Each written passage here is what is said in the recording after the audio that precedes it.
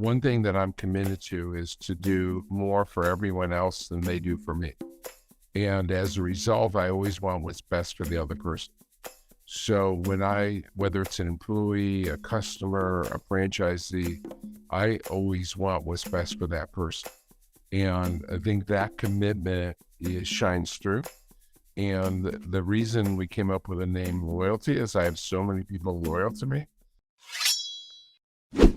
Welcome to Business Ninjas, brought to you by WriteForMe, where you'll hear from business leaders who are out there growing their business and slaying it every day. Learn from the masters. Let's get started.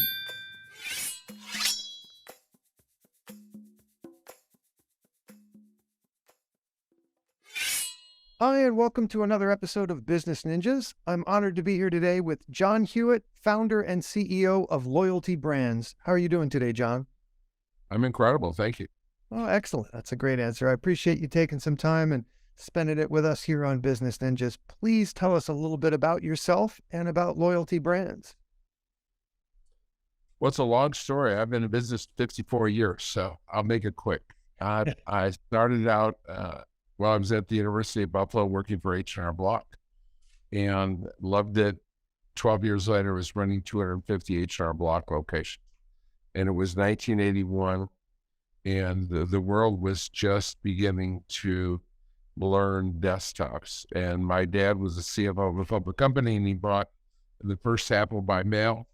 And he liked the Apple better than the mainframe that was running his public company. So he convinced me to help him build the first tax software for an Apple. No one wanted it. It was way ahead of its time. Got blessed and found a company here in Virginia Beach called Mel Jackson Tax Services. Mel had died. We bought 6 offices from his widow. We merged the two companies, changed the name to Jackson Hewitt, went public. 15 years later, we sold it for $483 million. It went on to become a $1 billion company. In the meantime, I had a 3-year not-compete, but because Jackson Hewitt wasn't in Canada, it didn't cover Canada. And since I was working for H&R Block in Buffalo, I knew the Canadian tax system. So we started Liberty Tax in Canada. Within 3 years, became one of the top 100 retail chains. So now I've done it twice, once in US and once in Canada. In 2000, when I made not compete, I came back to the United States. And now not only did Liberty Tax have to compete with H&R Block, the 900-pound gorilla, we had to compete with my own name and my own system and my own software at Jackson Hewitt. And yet, not only did we grow faster than H&R Block or Jackson Hewitt, we grew faster than both of them combined. Top 10 fastest growing franchisor ever. We built to 4,000 locations in 12 years. And again, public company, again, worth $500 million. Again, I sold my stock and started Loyalty Brands. Loyalty Brands is simplistically a franchisor of franchisors. We have a group of 12 different franchise systems. Okay. And we're adding more.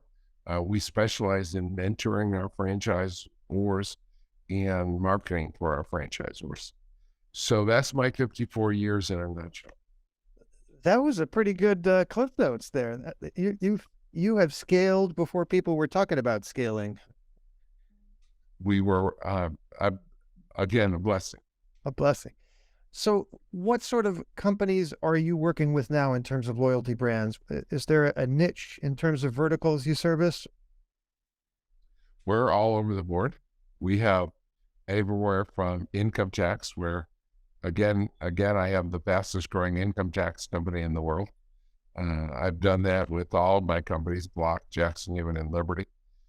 We have accounting, we have inspection boys, home inspections, we have Zoom and grooming, mobile grooming, we have insurance, we have Salt Suite, where you sit in a room and have salt sent into the room. We just have a myriad of different brands. And the latest is a roofing, solar, and siding. Excellent. Is there anything in particular that you can point to that has led to such consistent success? in marketing and scaling businesses? Obviously, you have done as good a job of that as anyone I've ever encountered, and have done it repeatedly. What's the secret of your success? I think the clear, well, there's several things. First of all, the one thing that I'm committed to is to do more for everyone else than they do for me. And as a result, I always want what's best for the other person. So whether it's an employee, a customer, a franchisee, I always want what's best for that person. And I think that commitment shines through. And the reason we came up with the name loyalty is I have so many people loyal to me that I have, we only have, so far we have about 30 employees. 2/3 of them have worked with me 20 years or more. So, and the only way to get loyalty is to give loyalty. And that comes from people know that I care, that I want what's best for them. And it's, it's wonderful when what's best for them is best for us too. But at the end of the day, I always want what's best for people. And I think that has gotten me tons of followers, or people that sees the dream and follow my dreams, because I just care about people. You're preaching to the choir. I truly believe that if you treat people and relationships well, and you have a good idea and you put in the work, the money will, the almighty dollar will come. There's a lot of people who chase the almighty dollar, and some of the other karmic energies aren't taken care of in the process. And there's a reason you have thrived for so long. And I appreciate that that's where you're coming from. What makes loyalty brands stand out, aside from your relentless leadership and great vibe at the top of the food chain? What makes loyalty brands stand out from its competition? Yeah, there are about 40 or 50 different groups that have multiple franchisors amongst them, and there's a couple differentiators, 2 or 3 different differentiators that make us special. Number one is we do mentoring. We've not only myself provides mentoring. We have CEO classes, for example. I don't know of any CEO classes in this country. I know of hundreds of MBA programs and thousands of business courses, but no one teaches you to think like a CEO, right? No one teaches you, and you're in the arena and you're fighting, how to fight. They're just talking to you about theories and how you treat people and so forth. So we teach people and mentor them. And in every one of our brands, they get a mentor and someone to give them guidance. And all the mentors report to me. So they're always getting that guidance, 12 months a year, 365. They're being guided into making the right kind of decisions. And that's not easy. It's very difficult. And so that's one of the things is mentoring. Secondly, is we provide franchise development. So we go out and get franchisees. In this country, the average franchise, or not the average, but to be in the top 50% of all franchise chains in this country, you only need 20 locations. Well, that's unbelievable. Most franchisors fail. And I brought in, for the last 37 years in franchising, I brought in an average of 12 a month, 150 a year for 37 years. And so contrast that into the typical franchisor that brings in 3 a year. So we're way ahead of others in bringing in franchise. Then one of the things I've never seen done successfully anywhere in the world, and certainly not in the United States, is cross-marketing. Mm-hmm. So we have one brand, for example, our largest Zoom and Grumman location has 5,000 customers. Well, guess how many of them need a tax return? 5,000, right? And then our largest tax office has 7,000 customers. And 75% of them have pets. So it amazes me that that until I see the difficulty of getting these CEOs and these companies to share databases and share incentives, it amazes me in a way how difficult it is to get companies to do cross marketing. So it's those things, sales, mentoring, cross marketing, that set us apart from anyone in the universe. Absolutely.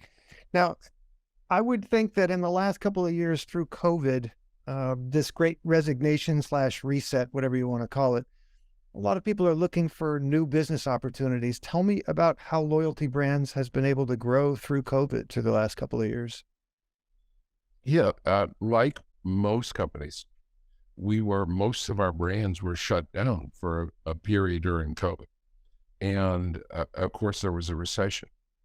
Well, recessions are actually good for new business startups. People that are laid off are often they're disappointed with the career, that I don't want to ever have it again. I want to take control of my own destiny. So during recessions, we franchisors, great companies grow faster or grab more market share in recession than they do when times are good. For example, at Liberty Tax in the Great Recession of 2008, 2009, when, for example, Starbucks closed 650 locations, we opened at Liberty Tax over 700 locations. We were the fastest growing company in the country because during recession, you don't have to buy a fancy cup of coffee. You don't have to buy a new car or refrigerator or house, but you do have to file your taxes. And so that's one of the three certainties in life is taxes. And so it's the recession-proof or resistant aspect of our businesses is very helpful during recessions. There's a lot of companies go out of business. And again, it's easier to gain market share during a recession than it is when times are good. When times are good, the high tide floats all boats. It's at low tide where you really are challenged. I have to ask, everyone says death and taxes. What's the third certainty? Yeah, Dennis Rately wrote this about 35 years ago, and I liked it so much I had him come in a keynote speaker for me at Jackson Hewitt when I was at Jackson Hewitt. But he said, you know what? There's always going to be change. There's always going to be change. And in my career, it changes, if not every minute, every hour, every day, every week. There's always going to be changes. And yes, so it's death, tax, and change. Well, Benjamin Franklin said, he invented 1776, death and taxes. And Dennis Waitley, about 35 years ago, added to that. And that's true. I believe that, and I've seen it. No, I heartily agree. I think anomalies are actually the norm in reality. Trying to do this exact same thing the same way every single day is not really natural, right? That's not how nature works, and we're constantly shown that every day. COVID was certainly a disruptor of epic proportions for most people. Is there a particular sort of company or size of company that you work best with at Loyalty Brands? Most of the companies we brought in have been close to startups, and there's a number of reasons for that. But one reason certainly is what I've found in my career is that established executives I call it a CEO syndrome. They think they're supposed to know everything, and so they don't listen. And I watch in my industry, for example, H&R Block has had 9 CEOs in the 21st century. Jackson Hewitt has had 9 CEOs in the 21st century. Since I left in 2018, Liberty's had 3 CEOs. And each and every one comes in, and I'm just almost flat. If it wasn't happening time after time, I would be flabbergasted, because you would think, and almost all of them came in with no industry experience. So out of the 21, 19 had no industry experience. They came from McDonald's or or General Electric, or they came from other industries.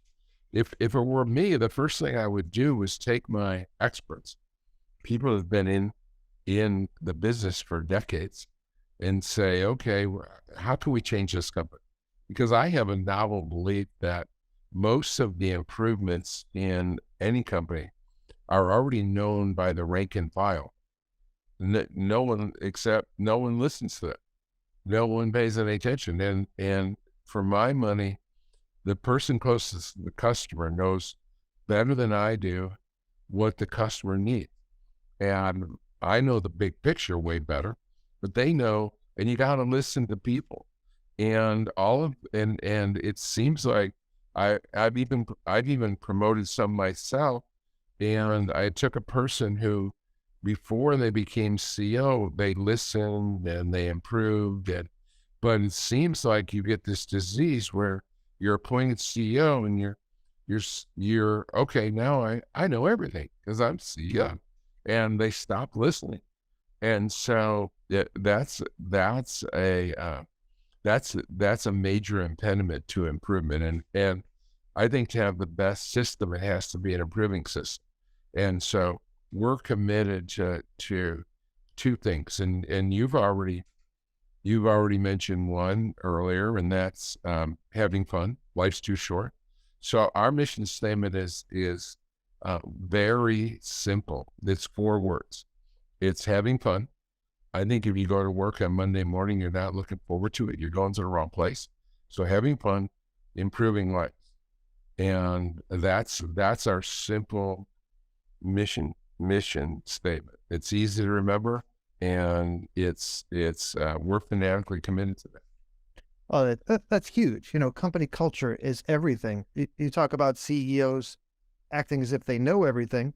There are a lot of people who are further down the food chain who may have the seeds of ideas that could make the business explode, but either they don't know how to present those ideas, or they feel that they work in a situation where those ideas have to be presented as having come from someone above them, right? Someone else needs to take credit for that idea. So the conversation never gets had. So if the energy at the top of the food chain is like yours, which is, hey, we're all in this, we're listening, then everybody succeeds, right? Then people at the bottom of the food chain feel heard, and the people at the top of the food chain actually understand what's going on a day-to-day basis. So I applaud your foresight. Hey, there's reasons you've been doing this as long as you have and as successfully as you have. What role has content marketing played in the growth of loyalty brands? How are you getting your story out there? That's one of the advantages that we have, that before we talk to marketing, let's talk about reach and footprint. Sure. I brought in 5,000 franchisees. So I've had those 5,000 franchisees have had 250,000 employees. And so whenever I go anywhere, next week I'm going to be in Miami on Sunday, Tampa on Monday, Houston on Tuesday, Wednesday, Dallas, and Thursday, Vegas. Wherever I go, I have people that have worked for me in one of my previous lives in Jackson, Hewitt, or Liberty, or even sometimes Guam. So we have access to a lot of great people who believe in me. And so we just need to get that story out. And so we do it in every vehicle that you can think of. I mean, we've used in the past, we've used things as crazy as a blip. We've had our blip. We use costume characters. We haven't, Jackson at Liberty, they have a Statue of Liberty waiver. Oh, I've seen them. Yep. At ATAX, we have an eagle waiver. So we use every means possible to get the words out. But we don't advertise loyalty brands very much, because it's sort of like Yum Brands.